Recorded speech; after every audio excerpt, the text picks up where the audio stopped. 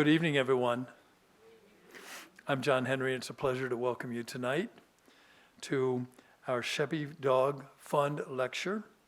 Tonight we have Dr. Kathrine Kasdorf with us for a presentation on an Imperial Mughal album, Folio of the Detroit Institute of Arts. The Sheppy Dog Fund Lecture Series was established in 2012 by Dr. Alan Klein to address the topics of art, religion, and history prior to the 19th century. And I'd like to thank Alan Klein for his continued support of this series. He won't be here tonight, but I'll let him know that you all join me in appreciating what he's brought to us. Before I bring up Dr. Kasdorf to the stage, as always, we'd like to take the opportunity to thank the Charles Stewart Mott Foundation, who makes so many wonderful things possible here. And a big thank you to the citizens of Genesee County for the Genesee County Arts Education and Cultural Enrichment Millage, which provides free entry to all county residents.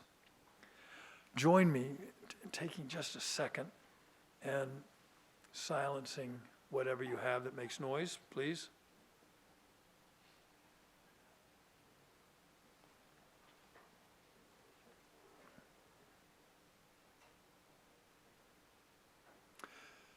Kathrine Kasdorf is the Associate Curator of Arts of Asia and the Islamic World at the DIA, and she received her PhD in South Asian art history from Columbia University in 2013.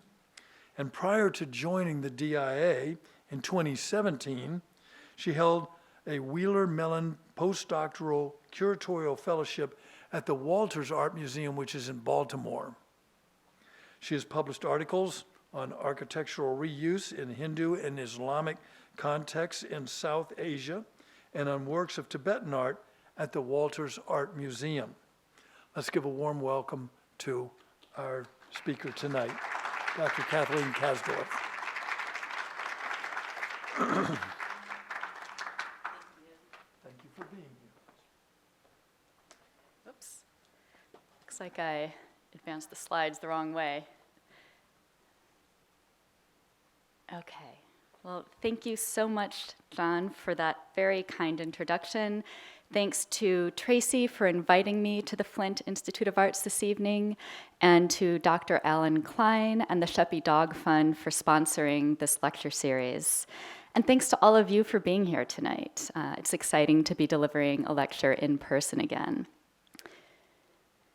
So, this evening I'll be speaking about an exciting acquisition the DIA made in 2019. It's a spectacular Mughal double-sided folio from an Imperial Mughal album that is known today as the late Shah Jahan album. We just recently installed the folio in the DIA's Islamic gallery. You can now see the side that features calligraphy. And in July, we'll be flipping the folio over, and the side with the portrait will then be on view until the end of the year. So here are both sides of the folio again. The album it comes from was commissioned by the Emperor Shah Jahan, whose name means King of the World.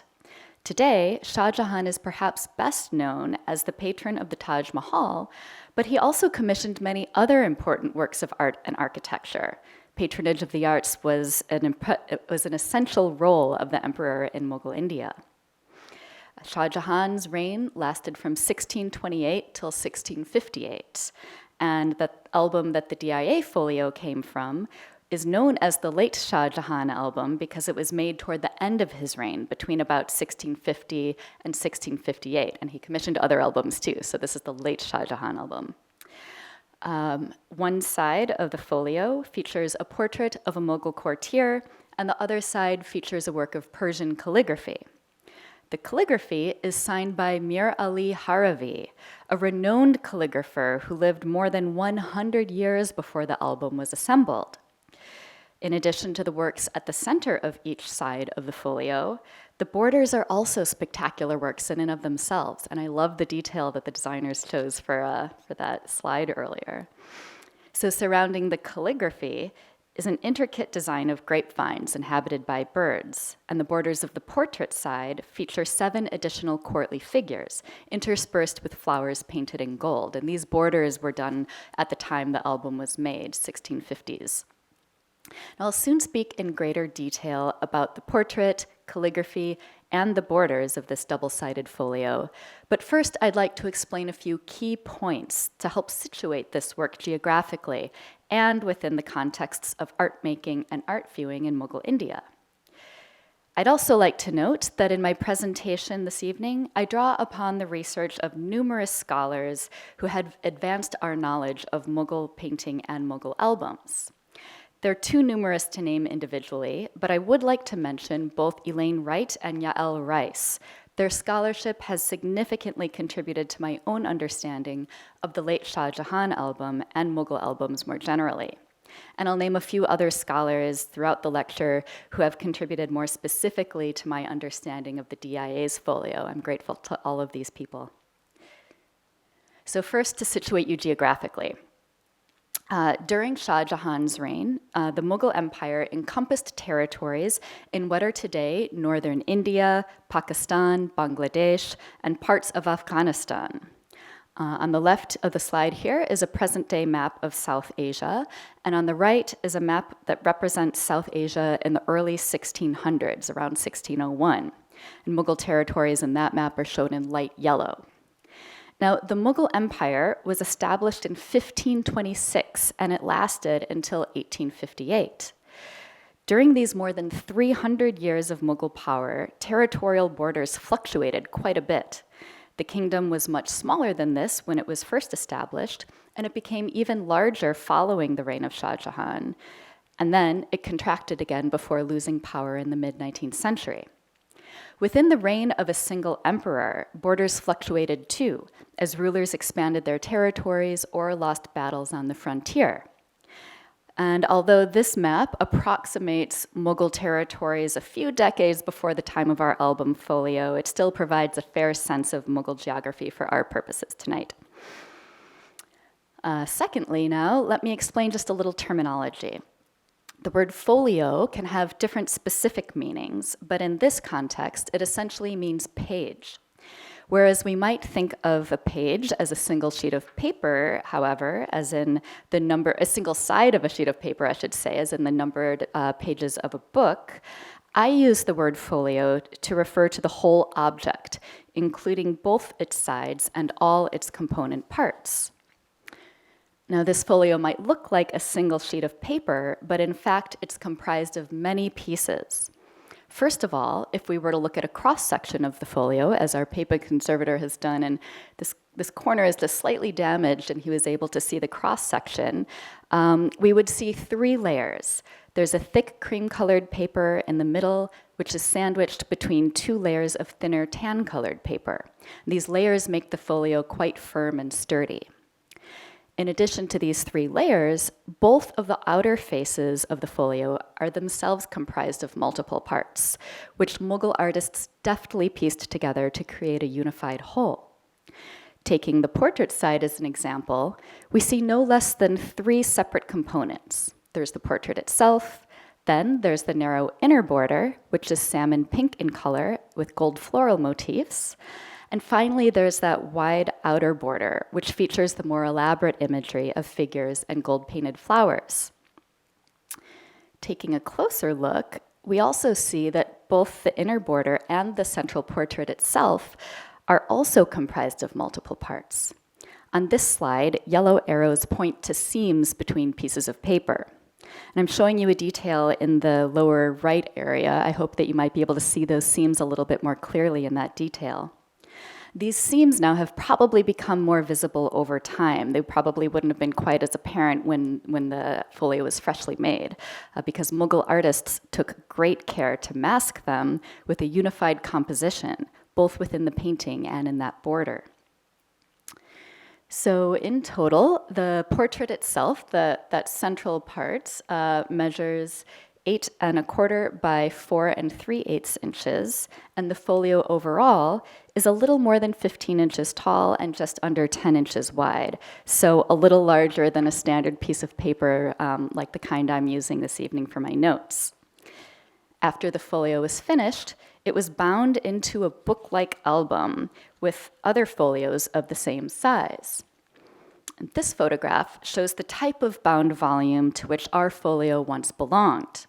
Now, this book that I'm showing you is actually a manuscript, not an album. It's a book with a unified text, but its format with decorative borders surrounding central panels of beautifully written text parallels that of an album. Here are a few more single album folios for you to enjoy. So in South Asia and throughout the Islamic world, page-sized paintings and works of calligraphy, such as these, were often compiled into albums. In Persian, which was the primary language of the Mughal Empire, of the Mughal court, I should say, the word for album is murakka. And in both Persian and Arabic, murakka also means patched. The word came to refer to albums because, in a sense, they're patched together from multiple parts. In today's terms, we might think of these albums as high-luxury scrapbooks. They were portable art collections, or maybe a better analogy would be portable art exhibitions, because the paintings and calligraphy assembled within them were carefully selected from the collections of the wealthy people who commissioned them. Artists and patrons curated the sequence of images and calligraphy within an album. As viewers paged through the volume, they might make connections between adjacent works of art. Now, viewing works of art within an album is quite different from viewing a painting that hangs on a wall. Paging from one work to the next makes the act of viewing an album a dynamic experience. It's also a relatively private experience. Because of the scale of the works of art, only a few people can look at the same album together at the same time. And it would also be common for a viewer to look at an album by him or herself. These paintings and works of calligraphy were not on constant display either. The albums were kept in libraries or in other spaces and were brought out only when someone wanted to view them. Now, sometimes today, people refer to paintings like these as miniatures, but I prefer not to use that term. And that's because in Mughal India, as well as in other parts of South Asia and the Islamic world, paintings were most commonly created as illustrations to manuscripts or as single-page images that were later bound into albums. This was the standard scale for a painting. It's not a miniaturized painting of anything. It's just simply a painting. Now, the production of an album or a manuscript, and even the creation of a single folio, involved several specialized artists and artisans. This painting on the screen here comes from a manuscript of the Ethics of Nasir, produced at the Mughal court in the 1590s, and it shows a manuscript workshop in action. It also, interestingly, reveals attitudes about the hierarchy of different types of artists. At the top, we see a calligrapher in a yellow robe who's even fanned by an attendant. On the next level down, we see two artists working on drawings. One of them listens to another man who perhaps describes the scene to be painted, and the other gazes at the horse that he has just drawn. At the bottom, toward the right side of the page, an artisan is preparing a sheet of paper. Now, in this image, we don't see the act of painting itself, but painters would have worked from those drawings that we see in the middle level. Sometimes, more than one painter would even work on a single painting. A more experienced artist might do the figures and the faces, while another painter who might be less experienced could fill in elements of the background. And Mughal emperors and princes maintained workshops like this one to produce the books, paintings, and albums that they commissioned for their collections, or as gifts. Works like these were also sometimes served as diplomatic gifts. Now, all three folios on this screen were once bound into albums in Shah Jahan's collection, but none of the albums that they came from survive fully intact as they existed in his day. As portable objects, albums had dynamic lives, and many were altered by later collectors. Sometimes albums were augmented, or maybe their folios were rearranged. In other cases, albums were completely dismantled so that their folios could be put into new albums or become individual works of art, like the folio now at the DIA. Now, I imagine some of you might be wondering how we know that this particular folio once belonged specifically to the late Shah Jahan album. It's the painted borders that point to this identification. While other Mughal album folios also had beautifully painted borders, those belonging to what we know today as the late Shah Jahan album are characterized by the distinctive images of figures that surround the central paintings. Today, individual folios are now dispersed around the world in both public and private collections. And here are 3 examples now in museums. By the way, there's Shah Jahan himself in the portrait on the right. Here are a few more folios from the late Shah Jahan album now in museum collections. Each folio of the album had a painting on one side and a work of calligraphy on the other side, and that's pretty standard for Mughal albums across the board. But in the late Shah Jahan album, we see those distinctive figural borders, but only on the pages that had paintings. The calligraphy pages don't typically have those figural borders. Now, the dispersal of folios from the late Shah Jahan album is part of a well-recorded history that I've outlined on this slide. After its commission by Shah Jahan, the album would have entered the Mughal Imperial collection, and it presumably stayed there with the Mughals until 1739, when the Iranian ruler Nadir Shah sacked Delhi and brought numerous objects from the Mughal treasury and library back with him to Iran. In the late 19th century, the album, which was still intact at that point, was brought to Russia by a member of the Qajar royal family, which by that time ruled Iran. He sold it to an Armenian dealer whose name has been lost, who then brought it to Paris and sold it to the dealer Georges Damat in 1909. Now, Georges Damat, figuring that dozens of individual folios would fetch more money than the bound album, Damat had the album disassembled, and he even split many of those thick folios right down the middle to create 2 separate saleable artworks out of each double-sided folio, one from each side. And I hear some murmurs in the audience. I think we all cringe to think of the damage that he could have done splitting these folios, and that he probably did to some of them. But that's the state of things now. The scholar and curator, Elaine Wright, in her 2008 study of the late Shah Jahan album, counted some 100 surviving folios from the album, only 19 of which had both sides intact. Now, when she published her work, the DIA folio, or the folio now at the DIA, was not included in this count. It had been in a private collection and must have escaped notice. There may still be more folios from the album that we don't yet know about in private collections. But the fact that the DIA's folio survives with both sides intact makes it even more special, makes it even more exciting to have here in Michigan. So when Georges Damat had the late Shah Jahan album disassembled, unfortunately, he did not record the original order of the folios. It will probably never be possible to reconstruct the album in its entirety, but there is more that we can say about the album in its original format.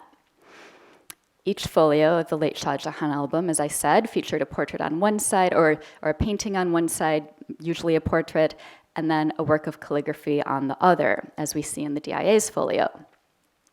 Some of the portraits appear to be about contemporary with the album or just slightly earlier, dating to the 1640s or around 1650, and painted by Mughal artists in northern India. Others, however, are older and would have been part of the Imperial collection before Shah Jahan commissioned the album. The works of calligraphy, on the other hand, are all much older than the album itself, and most likely already would have been part of the Imperial collection well before Shah Jahan had them assembled into his album. Most of the calligraphic works, like the DIA's, are signed by Mir Ali Haravi, a Persian calligrapher who was active between about 1505 and 1545, first in Herat in present-day Afghanistan, and then in Bukhara in present-day Uzbekistan. By the way, his epithet Haravi derives from the name Herat. So these works of calligraphy were more than 100 years old by the time work began on the late Shah Jahan album, and they had traveled hundreds of miles to end up in the Mughal Imperial collection. And I've highlighted on the map, I've indicated Mughal capitals at Lahore, Delhi, and Agra. The Mughal court moved around, so they had multiple capitals, but these were three of their primary seats of power. Either way, you can see how far these works of calligraphy traveled to get into the Mughal collection. Okay. So here are some more folios from the late Shah Jahan album with calligraphy signed by Mir Ali Haravi. And here are just the central pages of calligraphy seen without the borders. Mir Ali signed each one in the lower left corner. Now, calligraphy is one of the most highly valued art forms in the Islamic world, and Mir Ali was, and still is, one of the most highly esteemed Persian calligraphers in the early modern period. Generations of Mughal emperors collected Mir Ali's work, and it's possible that these samples had been in the Mughal collection for many years before being incorporated into the late Shah Jahan album. Shah Jahan's great-great-grandfather, Babur, who was the founder of the Mughal dynasty, spent time in Herat in the early 1500s, and he even seems to have met Mir Ali. So perhaps he himself collected some of these works. Maybe he acquired them from the artist. Alternatively, or in addition, some of the calligraphy from the album may have come into the Mughal collection in the second half of the 16th century. According to some sources, Mir Ali's children migrated to India following their father's death around 1550, and they presumably would have brought works of his calligraphy with them. There are also other ways that these calligraphic samples could have wound up in the possession of Shah Jahan. So each of these calligraphic samples and most of the calligraphies within the album are written in a script called Nastaliq. Although the writing is stylized, Nastaliq is very legible to people who read Persian. People who don't read Persian can still appreciate the elegance of the script. I don't know Persian, but I enjoy looking at calligraphic works like these. Now, Persian is read from right to left, so these diagonal lines have an upward slant. The calligraphy is written with a reed pen, and in most cases, the text consists of poetic verses. I'll say more about the verses on the DIA's folio later on, by the way. Now, when these works of calligraphy entered the Mughal collection, their pages were much less ornate than they are today. Mughal artists outlined each line of calligraphy, then filled the remaining space with gold and intricately painted floral designs. And here's a detail of the illumination or gold work from the DIA's calligraphy.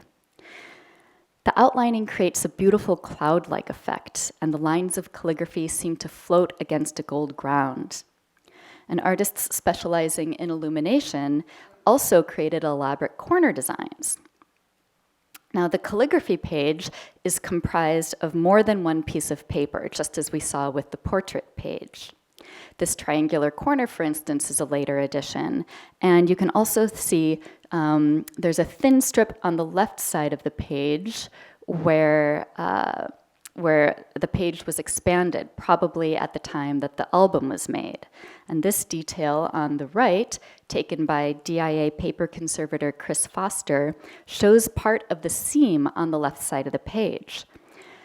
The illuminator created a continuous design to mask the seam, but in one area, right here, you can see the expansion of the page fell within the outline of calligraphy, so it was not covered in gold. And you can see that the beige color of the paper that was added on the left, it contrasts with that bluish-gray gold-flecked paper on which Mir Ali had penned the calligraphy originally. Now, when the album was intact, page openings featured either two portraits, two paintings, or two works of calligraphy. And the borders of facing pages were painted to match each other, creating a visual symmetry between the two. And here's an example of facing calligraphy pages from the late Shah Jahan album.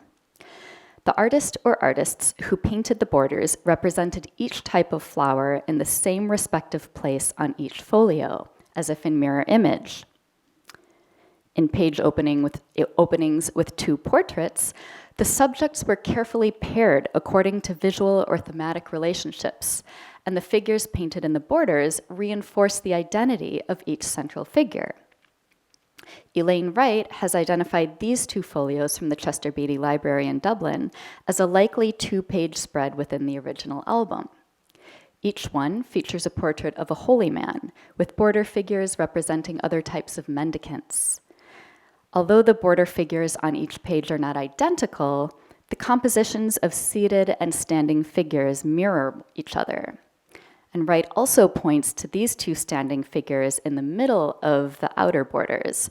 Both hold fly whisks made of peacock feathers, a detail that strongly suggests these two folios once faced each other in the album.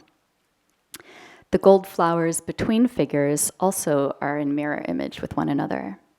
And the salmon pink inner borders feature the very same gold design of floral scrolls.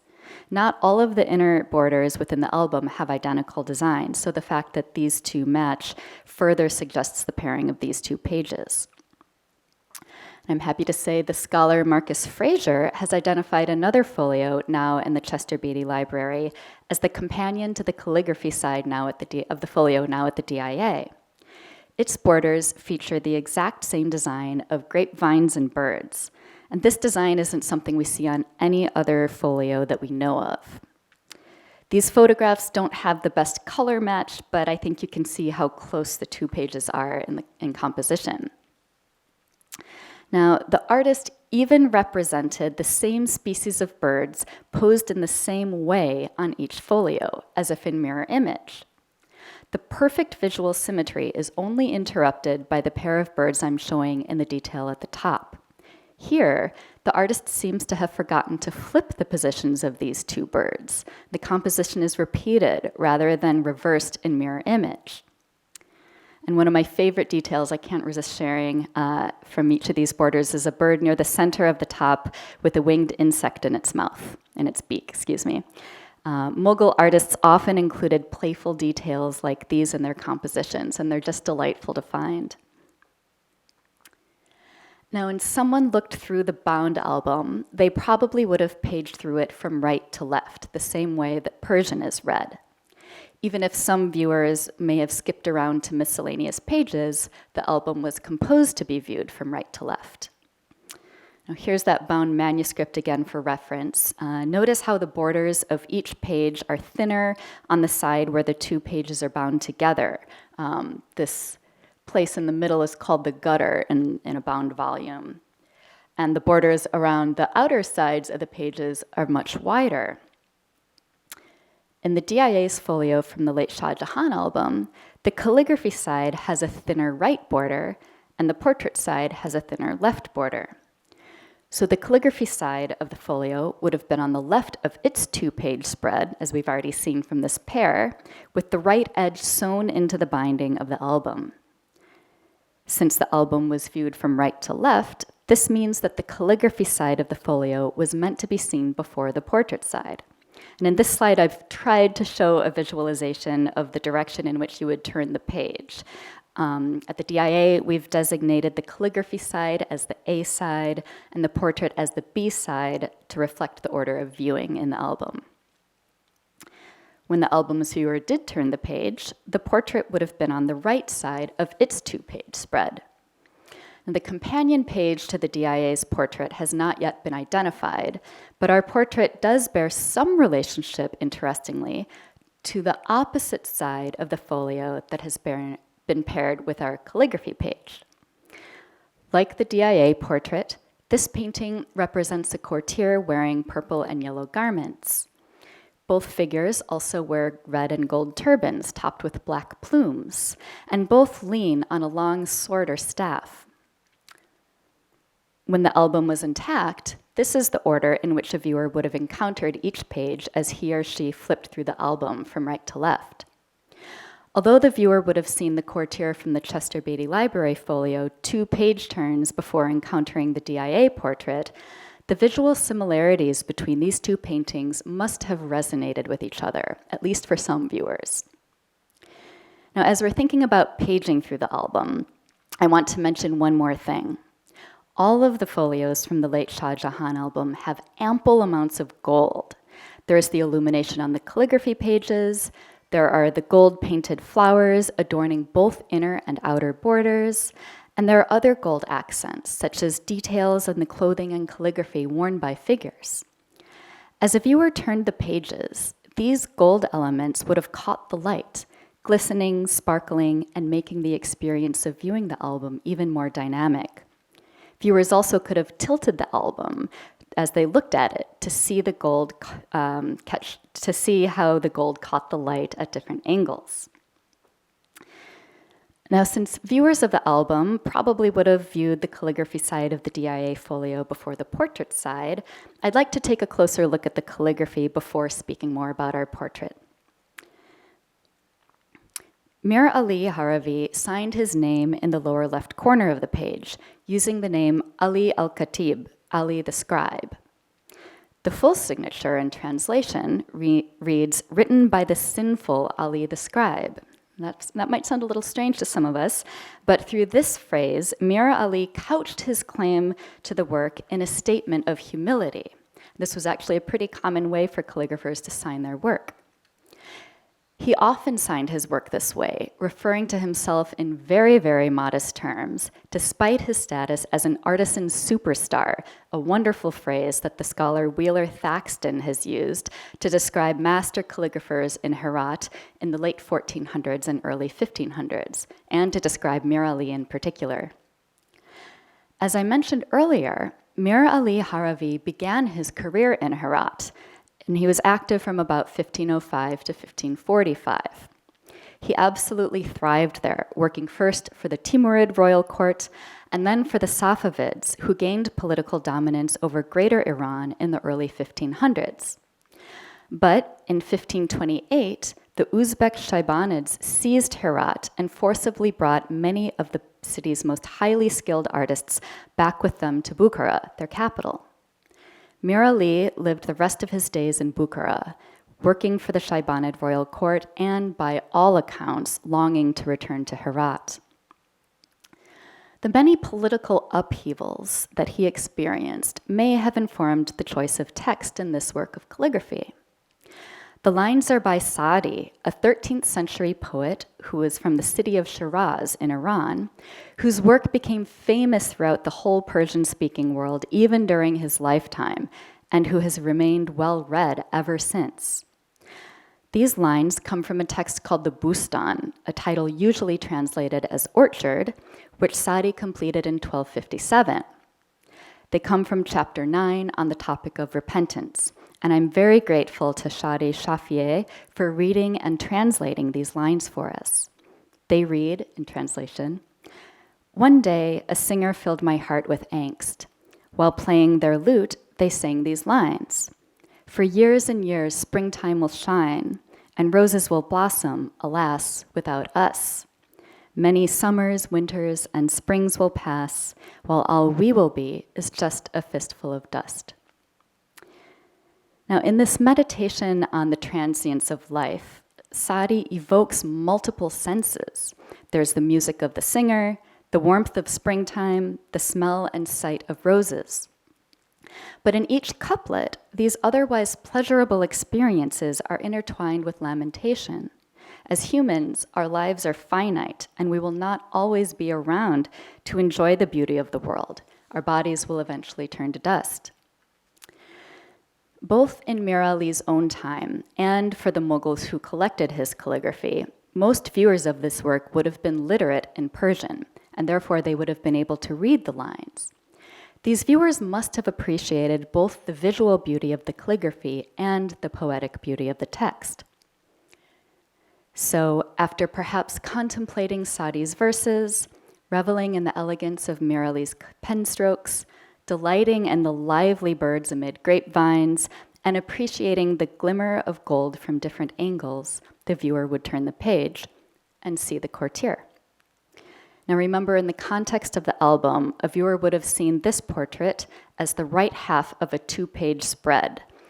The facing page would have almost certainly featured a portrait of another courtier, but as I mentioned, it hasn't yet been identified.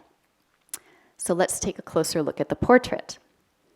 The figure stands on a terrain of delicately painted flowers and grasses, and he's set off by a sea green background that gradually transitions into yellows, oranges, and pinks, colors reminiscent of sunrise or sunset.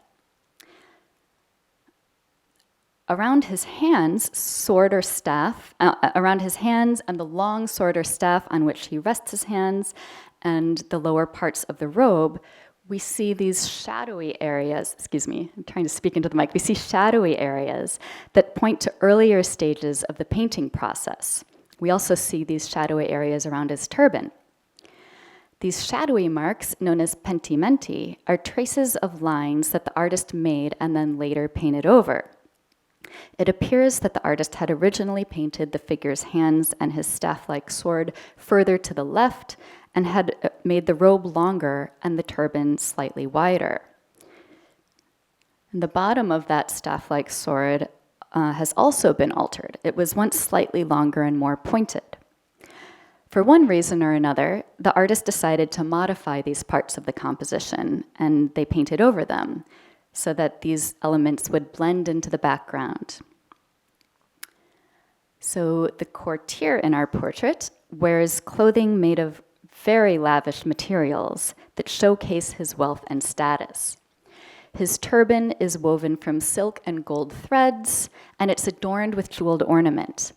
His outer robe, his jacket, with its bright red flowers on gold ground, is also made of a rich silk and gold brocade, and it has a fur-lined collar.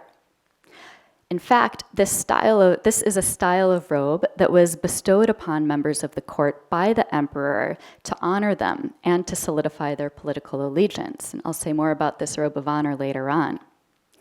Then beneath the robe of honor, our courtier wears a sumptuous purple robe, also probably made of silk, with flowers that are accented in gold.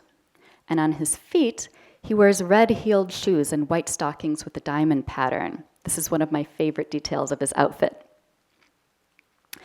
The courtier's sword and shield are richly adorned too.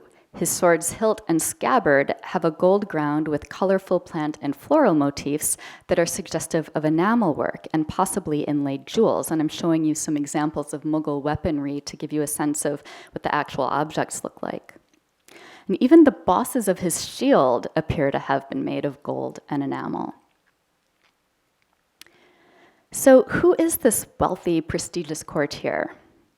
His individualized facial features leave us with no doubt that this is a portrait of a real historical person, and his clothing and the objects he holds are represented with such specificity that they're likely to depict actual items that once belonged to him. Until recently, I was unsure of his identity, but recent communications with Dr. Saqib Baburi of the British Library and a little additional research have convinced me that he is Saeed Khan Zafar Jang, who served as governor of Kabul province under Shah Jahan. One clue pointing to this identification is the clothing worn by our courtier. As Dr. Baburi pointed out to me, the style of his round turban is associated with officials from the northwestern regions of the Mughal Empire, including Kabul province. This turban style was also popular in parts of Central Asia that were adjacent to Kabul province. And you see here's Kabul province at the top, which Saeed Khan Zafar Jang governed. When we compare the DIA portrait with other portraits from the late Shah Jahan album, you can really see that distinctive style of turban. In the middle of this slide, we see the courtier from the Chester Beatty Library folio that we looked at earlier. His turban is wrapped in the flatter style that was more typically worn at the Mughal court. And on the left is the Virginia Museum of Fine Arts portrait of Ram Singh of Amber, a Rajput prince during the time of Shah Jahan, whose kingdom was part of the Mughal Empire. He wears a turban distinctive of his region in present-day Rajasthan, a state in western India. Other elements of our figure's dress also point to the northwestern regions of the Mughal Empire. Take a look at these figures' feet. In the other two portraits, the courtiers wear shoes that leave their heels bare, and they don't wear any kind of sock or stocking. This type of footwear is typical of Mughal dress. The heeled shoes and stockings worn by the DIA courtier, on the other hand, were more typical of Iranian dress during this period, a fashion also seen in parts of Central Asia and the northwestern regions of the Mughal Empire. So we've established the probable regional identity of this courtier. But it was this portrait in the collection of the British Museum that led Dr. Baburi to identify him more specifically. Beneath the portrait, in the lower borders, someone wrote in Persian, Said Khan Zafar Jang, the governor of Kabul. Now I realize the resemblance of the DIA portrait and the British Museum portrait may not seem that strong at first, but that's because of differences in style and quality between the two images. If we take a closer look, though, we can see that these figures share a number of distinctive features that suggest they represent the same person.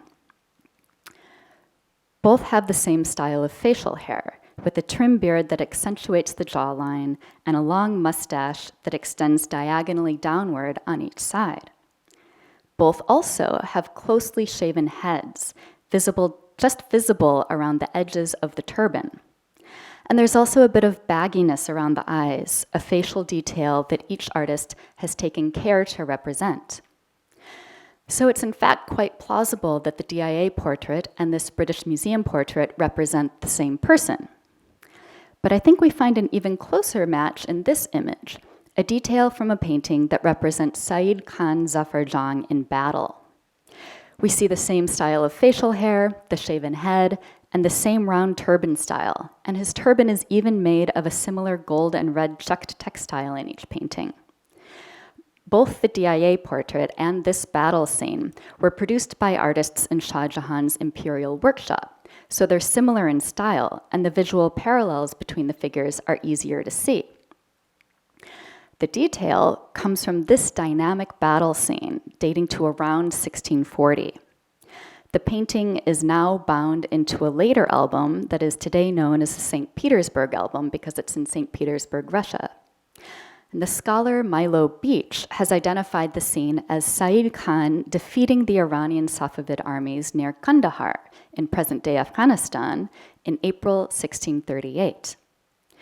This episode is detailed in the Shah Jahan Nama, a history of Shah Jahan's reign that was compiled by his royal librarian, Inayat Khan. The province of Kandahar, in the northwestern borderlands of the Mughal Empire, was contested territory in the 1600s. Control over the region changed hands between the Mughals and their Iranian rivals, the Safavids, numerous times during this period. At the beginning of the century, the province was under Mughal control, as we see in the map. Remember, this map represents Mughal territories in about 1601, and I'm using it because it's the clearest map that I've been able to find. But in 1622, the Safavids attacked Kandahar and gained control over the region. They held on to it until 1638, when the Mughals regained control over the territory. And then the Mughals lost it to the Safavids again in 1649. That wasn't the last of it, but I'll stop there. The painting that we see here celebrates the Mughal victory in 1638, which Said Khan was instrumental in securing. It was this event, in fact, that prompted the Emperor Shah Jahan to bestow upon Said Khan the honorific title Zafar Jang, which means victorious in battle. At this time, Said Khan Zafar Jang also received a promotion in rank and other honors. Dr. Baburi has suggested that the DIA portrait may have been painted to commemorate these honors.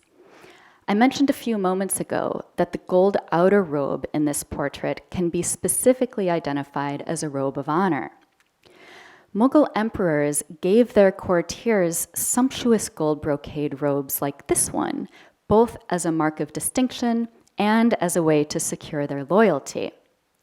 On the one hand, these robes signaled a courtier's high rank within the Mughal government. But by wearing a robe of honor, the courtier also affirmed his loyalty and his subordinate position to the Mughal emperor who had made the gift. Now, it's very likely that Shah Jahan would have gifted Said Khan Zafar Jang a robe of honor at the time of his promotion and investiture with his new honorific title. If Dr. Baburi is right that the portrait at the DIA commemorates this occasion, then the portrait could date as early as 1638. It could also be later, although it's unlikely to post-date 1650 by too many years, which is the time by which most portraits from the late Shah Jahan album are thought to have been completed. In the intervening years, Said Khan Zafar Jang won many other victories, but he also suffered tragedy, including the loss of 2 sons to battle in 1647. When news of his death reached Shah Jahan in January 1652, he was remembered as a faithful governor who served the empire well, the very same qualities of character and achievement represented by the robe of honor that Said Khan wears in this portrait. When the portrait was selected for inclusion in the late Shah Jahan album, Mughal artists framed it with those distinctive figural borders. As we've seen in other folios too, the characteristics of the border figures reinforce the identity of the person depicted in the central portrait. These border figures hold swords and shields, martial objects that reinforce Said Khan Zafar Jang's military role. Some of the figures also wear rounded turbans and heeled shoes with stockings, like Said Khan himself.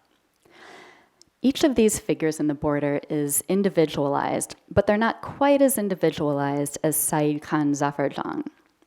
Their status as portraits is uncertain. They may represent specific individuals who served Said Khan Zafar Jang, or they may be more generic attendant figures.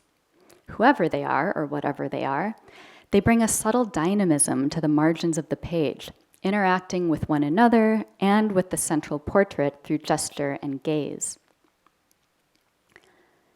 Now, before wrapping up this evening, I wanted to say a few more words about portraiture in the late Shah Jahan album and in Mughal India. Among known folios from this album, there is a preponderance of portraits depicting courtiers, royal subjects, holy men, and other individuals. Noting the album's strong emphasis on portraiture, Elaine Wright has argued that the album's intent was primarily historical and political, more so than art historical, as some earlier albums were. The portraits compiled in the album created a historical record of the individuals who served Shah Jahan or were otherwise prominent in his vast kingdom, a sort of visual counterpart to the detailed textual histories that Shah Jahan and his predecessors commissioned to record the events of their reigns. But Shah Jahan was not the first Mughal emperor to collect portraits. Since the time of Akbar, Shah Jahan's grandfather, Mughal emperors had been avidly collecting portraits of their courtiers and other individuals and having them assembled into albums. Akbar's chief minister, Abul Fazl, famously wrote, "His Majesty himself sat for his likeness, and also ordered the likenesses to have all the likenesses taken of all the grandees of the realm. An immense album was thus formed. Those that have passed away have received new life, and those who are still alive have immortality promised to them." It's quite a lot that a portrait can do. It's as if these portraits, which were so true to life, contained something essential to the individual that they represented. In the portrait that's now at the DIA, Said Khan Zafar Jang has indeed received new life.